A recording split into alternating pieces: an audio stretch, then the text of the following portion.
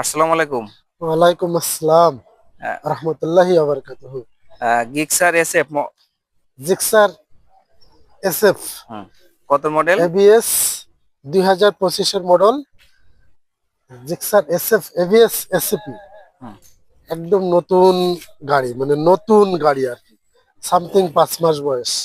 কত কিলো ব্যবহার হয়েছে? গাড়িটা ব্যবহার হয়েছে অনলি 4848 4800 কিলো।